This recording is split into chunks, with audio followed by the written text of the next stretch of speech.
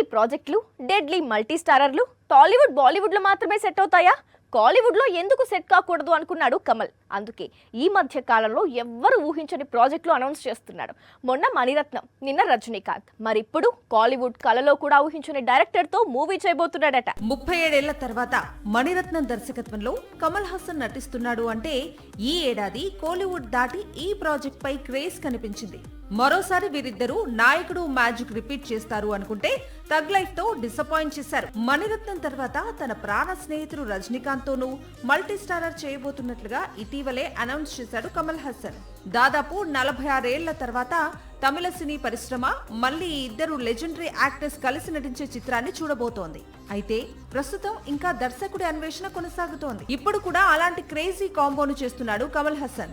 Realistic movies కు care of address Vetrimaaran దర్శకత్వంలో చిత్రం చేయబోతున్నాడట. ప్రస్తుతం వీరి కాంబినేషన్ కోలీవుడ్ ను షేక్ చేస్తోంది. ప్రస్తుతం అరసన్ అనే చిత్రాన్ని తెరకెక్కిస్తున్నాడు వెట్రిమారన్.